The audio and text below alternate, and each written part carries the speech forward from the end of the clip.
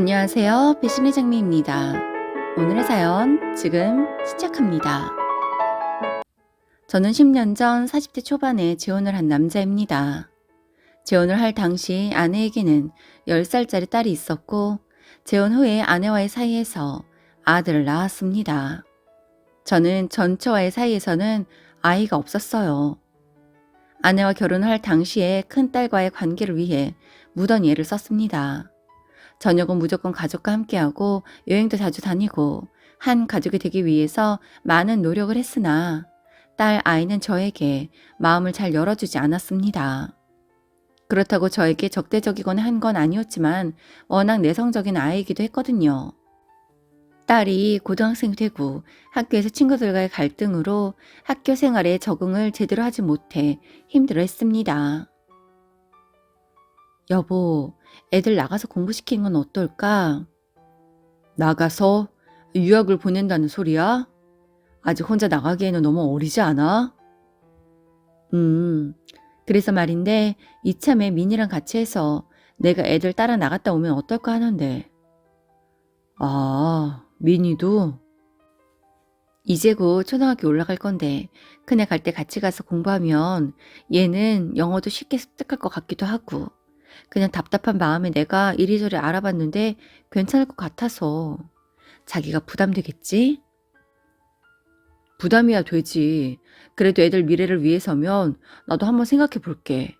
당신이 알아본 거 나한테도 한번 보내볼래? 저는 사업을 하고 있었습니다.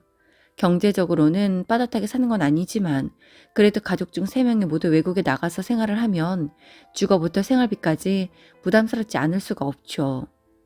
그런데 무엇보다 큰딸이 원했고 큰딸의 안정적인 생활을 위해 딸과 아들 그리고 아내는 유학 준비를 하고 지금으로부터 3년 전에 캐나다 유학길에 올랐습니다. 저는 기러기 아빠가 되었습니다. 이후 더욱더 열심히 살았고 열심히 일을 했습니다. 학교 생활에 적응도 잘하고 친구들도 제법 사귀었어. 많이 밝아졌고 아들도 바로 친한 친구가 생겨서 얼마나 잘 지내는지 몰라. 우리 걱정하지 말고 당신 밥 잘 챙겨 먹고 끼니 거르지 말고 영양제도 잘 먹어. 그래, 다행이네. 당신도 애들 뒷바라지 하느라 힘들 텐데 몸 잘 챙겨. 보고 싶다 모두. 그러게, 우리 조금만 참자. 그러다 가족들을 만나기 위해 캐나다로 갈 계획을 세우던 그때 코로나가 터졌습니다. 그때 코로나 공포는 너무 심했잖아요. 못 만나는 걱정보다 혹시나 타지에서 코로나에 걸려서 아플까봐 잘못될까봐 정말 걱정이 되었습니다. 너무 보고 싶었는데 갈 수가 없어서 더 보고 싶었어요. 그런데 코로나의 여파로 회사 사정이 나빠졌습니다. 여보, 이달 애들 학비가 안 들어왔네? 아, 미안해. 지금 난리도 아니네. 대금을 받아야 하는 업체가 부도가 났어.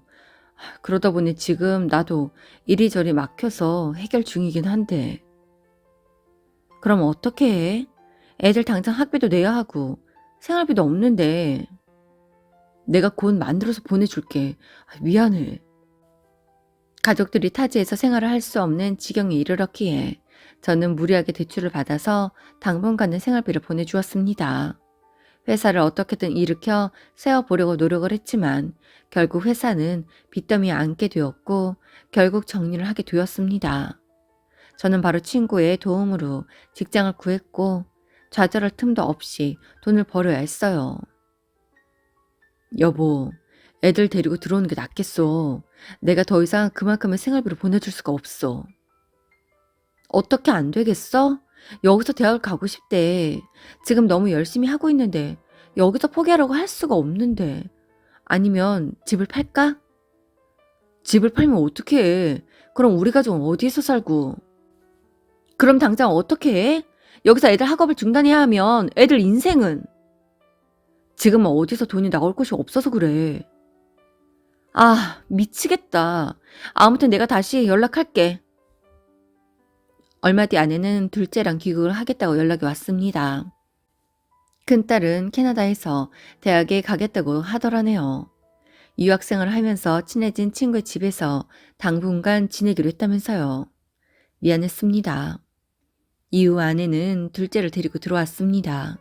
그런데 아들은 친구들이 보고 싶다며 한국 생활에 잘 적응을 하지 못했습니다. 아내가 딸의 학비를 마련해 주어야 한다고 하여 우리는 집을 팔고 평수를 줄여 이사를 갔습니다. 그리고 작년 연말 코로나가 완화되면서 아내가 딸을 만나러 간다며 아들과 캐나다로 갔습니다. 그리고 보름여 정도 있다가 돌아왔더라고요. 딸은 잘 지내고 있어? 남의 집에서 사는 거 눈치 안 보인대? 낯도 많이 가린 애라서 마음이 쓰이네. 나는 그만 돌아왔으면 좋겠는데 불안하기도 하고. 괜찮아. 이웃 사촌이라서 생활 환경 변하는 거 하나도 없어. 이 좁은 데 들어와서 넷이 어떻게 살아? 그래도 그 먼 곳에서 남한테 애를 맡기고 왔다니 내가 마음이 놓이지 않아서 그러지. 그거 알면 열심히 일어설 노력을 해. 언제까지 애를 남의 집에 둘 수는 없잖아. 그러던 어느 날 아내가 주말에 약속이 있다면서 아들을 두고 나갔고 간만에 아들과 둘이 시간을 함께 했습니다. 미나, 누나 보고 싶지 않아? 누나도 보고 싶고 토토도 보고 싶어. 응? 토토는 누구야? 아, 우리 캐나다에 살 때 엄마 친구 강아지야. 내가 토토 얼마나 예뻐했는데. 그랬구나. 우리 미니가 토토를 예뻐했구나. 나중에 우리도 강아지 키우자. 아빠가 사줄게. 정말이지? 약속한 거야. 삼촌이 토토 애기 낳을 거라고 했는데 한국에 와서 토토 애기 못 보고 왔어. 삼촌? 삼촌이 누구야?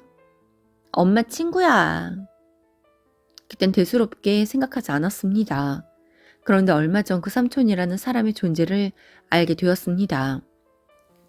아내가 컴퓨터를 하고 로그아웃을 하지 않았는지 카카오톡에서 딸과의 대화가 켜져 있더라고요. 새벽에 일어나서 출근하기 위해 준비를 하는데 노트북을 정리하려고 하다 보니 대화창이 보였습니다. 딸이 아내에게 보낸 카톡에는 엄마, 또 언제 올 수 있어? 어제는 아빠가 오므라이스도 해줬어. 이제 아빠도 점점 음식을 잘 하시더라고. 아빠? 대체 무슨 말인가 해서 컴퓨터 앞에 앉아서 카톡을 다 읽었습니다. 엄마, 토토가 새끼를 낳았는데 아빠가 미니 생각이 난다고 하더라고. 2마리나 낳았어. 엄마, 아빠가 다음 달에 한국에 갈 일이 있다고 하는데 내가 아빠 편으로 엄마 선물 좀 보낼게. 미니 것도. 머리가 어지러웠습니다. 아빠라는 존재가 누구인지, 딸이 저렇게 살갑게 부르는 아빠라는 존재가 친아빠를 말하는 건지.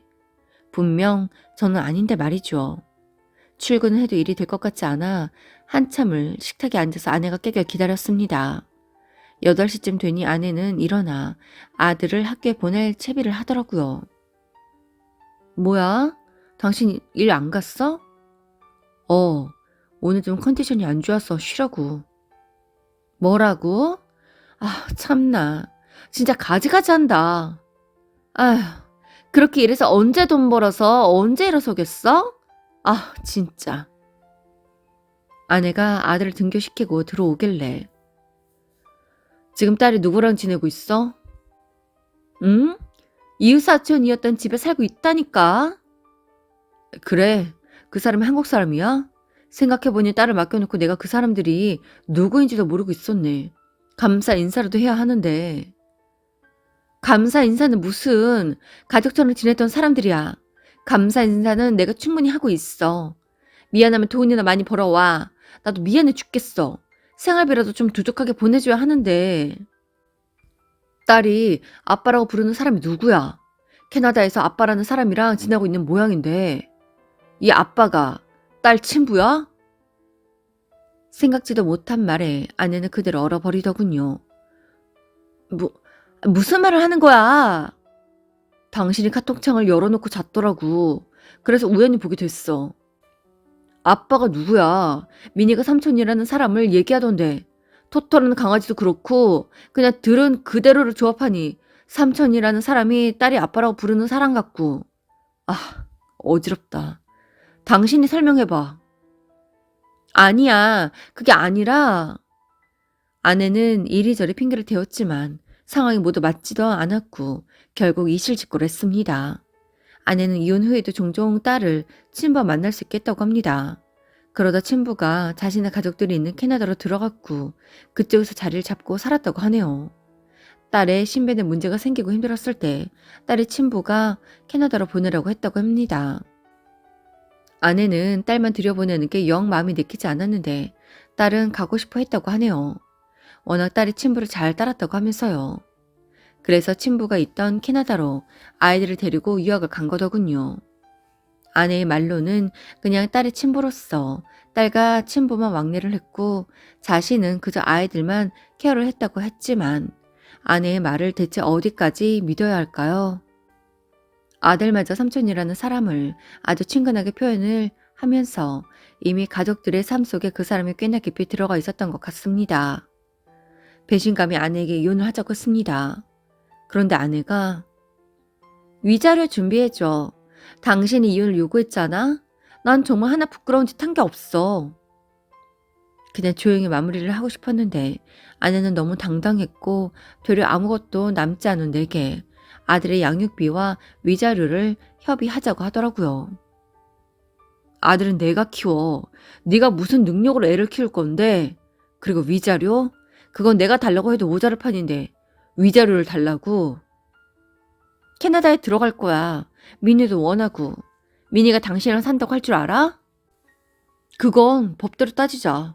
내가 빚을 내더라도 변호사 사서 제대로 싸워봐야겠네. 그냥 보내주려고 했더니 뭐 위자료를 내나? 이혼이 내 탓이야? 정말 너무 뻔뻔하네. 저는 이혼 전문 변호사를 선임을 했고 아내와의 이혼은 소송으로 이루어졌습니다. 아내는 캐나다에서 전 남편과 동거를 하다시피 생활을 하였고 처음부터 전 남편이 살던 동네에 집을 알아보고 가까운 거리에서 살아왔었습니다. 저는 캐나다까지 가서 증거들을 모았습니다. 이웃들은 그들의 가족이었다고 얘기를 하더군요. 어느 날 엄마가 아들만 데리고 한국에 들어가서 아빠와 딸만 산다고 하더라고요. 내가 보낸 생활비로. 아내는 전 남편과 생활을 했나 보더라고요. 제가 보낸 돈이 아내의 통장을 거쳐 전 남편의 통장으로 흘러 들어간 정황도 있었기에 결과적으로는 제가 승소를 했습니다. 아내는 마지막으로 읍소를 하더라고요. 정말 계획적으로 그런 게 아니라고. 딸이 너무 힘들어해서 친아빠가 있는 캐나다에서 유학을 시키려고 했던 건데 타지에서 힘들다 보니 잠시 기댄 것뿐이지 바람 그런 건 아니라고요. 그저 딸의 친부로서만 교류를 했을 뿐이라고 합니다. 하지만 그런 게 중요한 건 아니잖아요. 아들은 제가 키우기로 하였습니다. 아들이 제 엄마랑 헤어지면서 참 많이 힘들어 하더군요. 하지만 아들을 그 여자에게서 크게 하고 싶지 않았습니다. 현재 아들과의 관계는 서로의 노력으로 많이 회복이 되었습니다. 지금까지보다 앞으로가 더 중요하겠지요. 앞으로 어떤 고난이 또 우리 앞에 펼쳐질지 모르겠지만 이번 일도 겪은 마당에 그 어떤 것도 이겨낼 자신이 있습니다. 지금은 우리 아들이 잘 성장할 수 있도록 최선을 다하려고만 합니다. 오늘도 함께 해주셔서 감사합니다. 지금까지 배신의 장미였습니다.